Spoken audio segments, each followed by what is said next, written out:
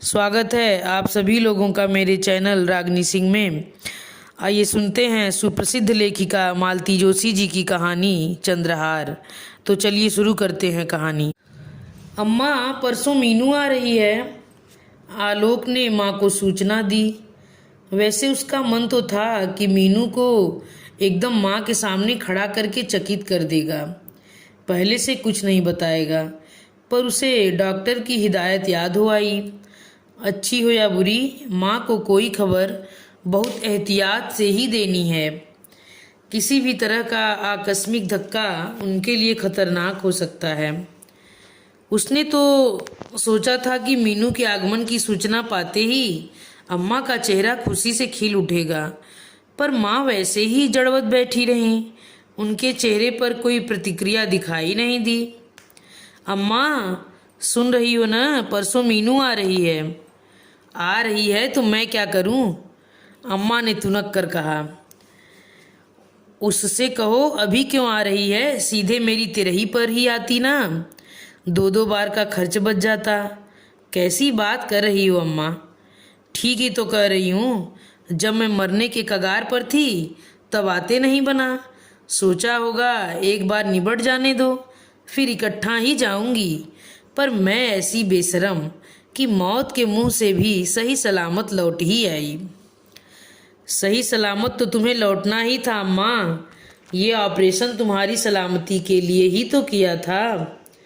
वह कुछ नहीं बोली, मुंह फुलाए बैठी रहीं। और प्लीज उससे उल्टा सीधा कुछ कह मत देना। गलती उसकी नहीं, हमारी ही है। हमने उसे खबर ही नहीं की थी।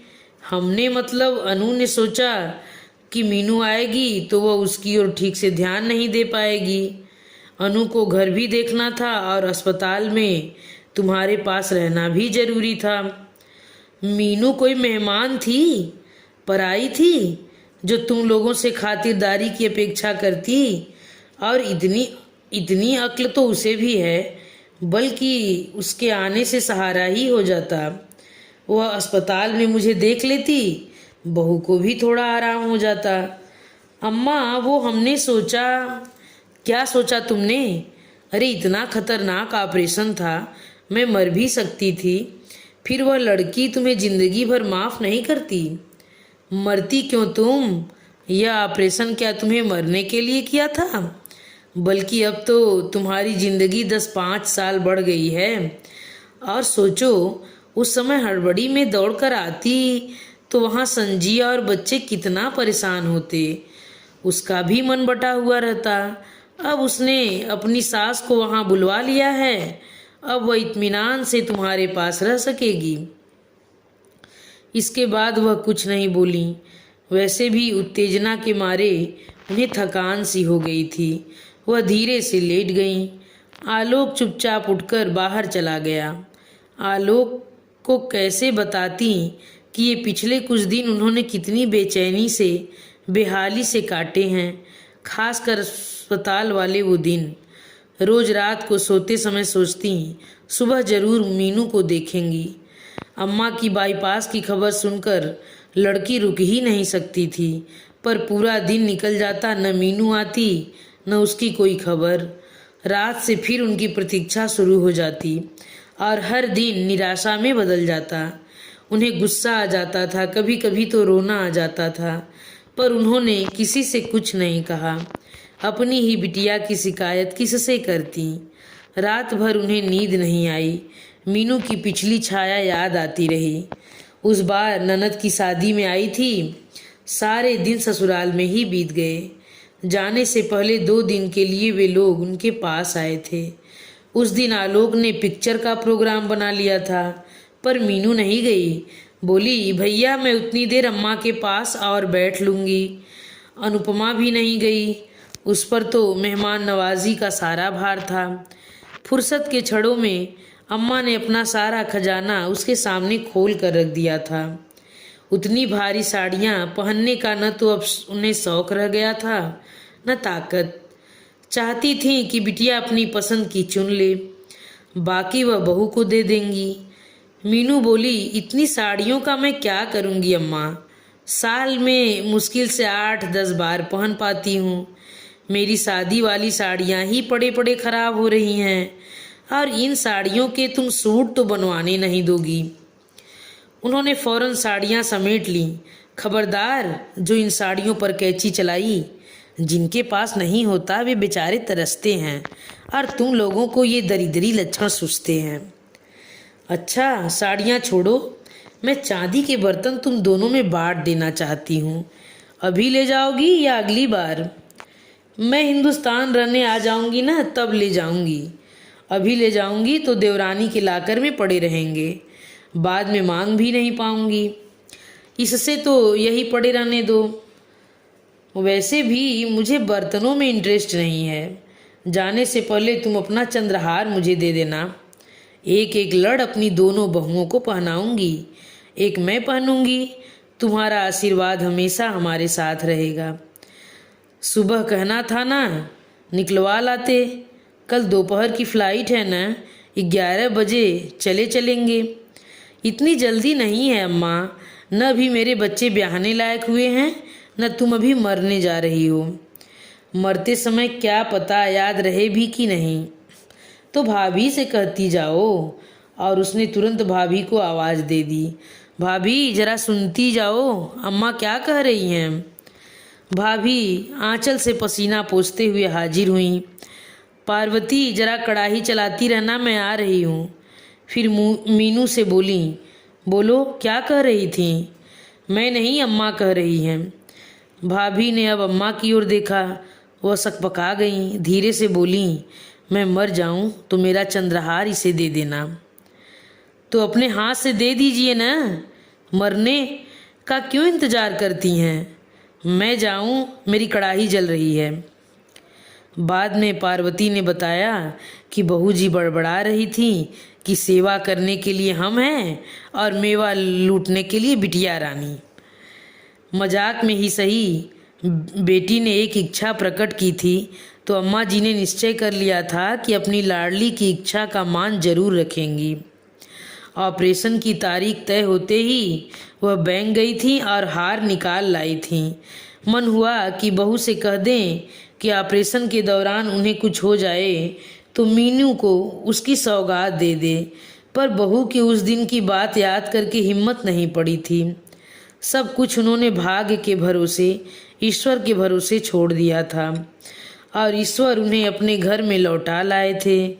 अब वो अपने हाथ से बेटी को उसकी थाती सौंप सकेंगी। शाम को बहू चाय देने आई तो उन्होंने पूछा, मेरी अलमारी की चाबी तुम्हारे पास है ना। हाँ, क्यों? सोच रही थी बैठे बैठे जरा ठीक कर लेती। अम्मा जी, अभी आपकी तबीयत उतनी ठीक नहीं हुई है, बेकार में एक्सर्ट मत कीजिए, पहली फुर्सत में मैं ठीक कर दूंगी। अरे मैं कोई पूरे थोड़े ही खंगालूंगी, बस बिट्टी के लिए खाना खाली करना है, सो पार्वती की मदद से कर लूंगी। पर गेस्ट रूम में अलमारी है तो? नहीं, बिट्टी इस बार अकेली आ रही है, मेरे पास ही रहेगी, उन्होंने दृढ़ता से कहा। बहू फिर कुछ नहीं बोली। दूसरे दिन उन्होंने फिर याद दिलाया, पर इस बार बहाना दूसरा था। अरे ऑपरेशन से पहले चेन, चूड़ियाँ, टाप्स सब उतार कर रख दिया था ना, सोचती हूँ मीनू के आने से पहले पहन लूँ। जवाब में बहू छन्न से चाबियाँ पटक कर चली गई थी। बाद में पार्वती ने बताया कि बहू जी बुदबुदा रही थी कि ठीक से खड़ा भी नहीं हुआ जा रहा है और चाबी में प्राण अटके हैं। पार्वती से मिली ऐसी सूचनाएं मन को उद्विग्न करती रहती हैं। मीनू के लिए खाना खाली करने के बहाने उन्होंने सारी अलमारी खाली कर दी। कपड़ों का वह ढेर एक कोने में सरकार कर पार्वती को तरतीब से समेटने के लिए बैठा दिया। फिर उसकी नज़र बचाकर उन्होंने धीरे से लाकर खोला। ऑपरेशन के लिए जाने से पहले उन्होंने रोज़ पहनने की सारी चीज़ें उतारकर एक रुमाल में बांध दी थीं। वह रुमाल यथावत रखा मिल गया। उसे परे रखकर उन्होंने दोबारा भीतर तक हाथ डालकर टटोला। बैंक के कागज पत्तर थे, खास खास अवसरों पर निकलने वाले पूजा के बर्तन थे, पाउच में रखी हुई दर्जन भर अंगूठियाँ और टॉप्स थे, चांदी के गणेश थे, अमेरिका डायमंड की चूड़ियाँ थी। मतलब कि सब कुछ था, पर वह मखमली बटुआ कहीं नज़र नहीं आया। पता नहीं क्यों उन्हें एकदम थकान सी महसूस होने लगी। उन्होंने लाकर बंद किया और रुमाल की पोटली को मुट्ठी में दबाकर लेट गईं। उन चीज़ों को पहनने का भी उत्साह नहीं रहा। मीनू के आने के बाद 2-3 दिन फुर से कैसे उड़ गए पता ही नहीं चला। मम्मी को ठीक ठाक देखकर वह भी खुश थी और भैया भाभी को उस पर प्यार बरसाते देख मीनू की अम्मा भी खुश थीं। रात को जब घर भर सो गया तो उन्होंने मीनू से कहा, बिट्टी मेरा एक काम करेगी? पानी चाहिए या दूध गर्म कर दूं? नहीं, वह सब तो थर्मस में रखा हुआ है। तू एक बार मेरा लाकर खंगाल दे, एक चीज़ नहीं मिल रही है और मुझसे वहाँ ज़्यादा देर खड़ा नहीं हुआ जाता। मीनू ने दरवाज़ा बंद किया और लाकर का पूरा सामान चादर पर सजा दिया। देख लो अम्मा, क्या चाहिए बता दो, अलग से रख दूंगी। उन्होंने पहले ही देख रखा था, फिर भी एक सरसरी निगाह सब चीज़ों पर डाल दी और सिर हिला दिया। मीनू ने सारा सामान उठाकर तरतीब से वापस रख दिया, लॉकर बंद किया और पलंग पर बैठकर बोली, कौन सी चीज़ नहीं मिल रही है? चंद्रहार अस्पताल जाने से पहले बैंक से लाकर लॉकर में रख दिया था कि तुम्हें दूंगी, पर वही गायब है। कमाल करती हो अम्मा, अस्पताल जाने से पहले तो तुम्हें यह सारा सामान भी बैंक में रखवा देना था। 7-8 दिन तक घर तो एक तरह से सूना ही रहा होगा ना। चोर अगर आता तो उसकी तो चांदी हो जाती। चाबी किसके पास थी? तेरी भाभी के पास। हो सकता है उन्होंने संभाल कर कहीं उठाकर रख दिया हो, पूछ कर देख लो। ना बाबा, ऐसा महाभारत मचाएगी कि बस। उसकी आदत तो तुम जानती हो ना। उस दिन चाबियां ही मांग ली थी तो ऐसा ताव खा गई थी कि क्या बताऊं। तो फिर अब उस बात को मन से निकाल दो और सो जाओ। वह लेट गई और मीनू की तसल्ली के लिए उन्होंने आंखें भी मूंद लीं, पर किसी के कहने भर से कोई बात मन से निकल पाती है क्या। लेटे लेटे मीनू को अचानक कुछ याद आ गया। अम्मा, तुम्हारे लॉकर से वह लाल रेशम की थैली जिसमें तुम बाबूजी की चिट्ठियाँ रखा करती थी गायब है। हे भगवान, वह एकदम उठ बैठी। बिट्टी, वह बड़े वाला सफ़ेद संदूक खोल तो। हे भगवान, इतनी रात को, मीनू ने याचना के स्वर में कहा। पर अम्मा उसकी ओर बड़ी आशा से देख रही थी। उठना ही पड़ा। कोने में रखे उस संदूक को खोलना आसान काम नहीं था। उस पर दुनिया भर का कबाड़ रखा हुआ था। संदूक में भी अल्लम गल्लम सामान ही था। पुराने ढेर सारे एल्बम्स, खानदान के ग्रुप फोटो, बाबूजी को यहाँ वहाँ से मिले मानपत्र, सर्टिफिकेट्स, मेडल्स, शादी के कार्ड्स, परिवार भर की जन्म कुंडलियाँ। एक पूरा संसार बंद था उसमें, जिसे अम्मा ने जतन से सहेज कर रखा था। उसी सामान को उलटते पलटते वह रेशम की थैली हाथ आ गई। वह कुछ सोचती इससे पहले ही अम्मा ने झपट कर उसके हाथ से ले ली और अधीरता से डोरियां सरकाईं और उसमें से वह जामुनी मखमली पाउच निकल आया। उसे माथे से छुआते हुए उन्होंने कहा, शुक्र है भगवान का, मिल तो गया। चल, अब मिल गया है तो चुपचाप रख ले। मेरी एक चिंता दूर हुई। उन्होंने जैसे ही पाउच आगे बढ़ाया, मीनू ने एक झटके से हाथ हटा लिया, जैसे उसे बिजली का करंट लग गया हो। नहीं अम्मा, अब मैं यह हार नहीं लूँगी। क्यों? मेरी चीज़ है, मैं दे रही हूँ। हाँ, पर इस हार को लेकर तुम पता नहीं क्या क्या सोच गई थी। तुमने तो भाभी को भी कटघरे में खड़ा कर दिया था। कल को भाभी भी ऐसा कर सकती हैं। भाभी तो यही सोचेंगी कि यह चीज़ 3 साल पहले ही तुमने मुझे दे दी होगी और किसी को बताया तक नहीं। वह तो सोचेंगी कि इस तरह तुमने और भी बहुत कुछ दिया होगा जिसका उन्हें पता ही नहीं। तुमने तो अपना शक किसी पर जाहिर नहीं किया, पर भाभी को तो जानती हो, वह तो पूरी दुनिया में ब्रॉडकास्ट कर देंगी। मैं तो शर्म के मारे भैया के सामने खड़ी भी ना हो सकूंगी। इसमें शर्म की क्या बात है? क्या मुझे इतना भी हक नहीं है?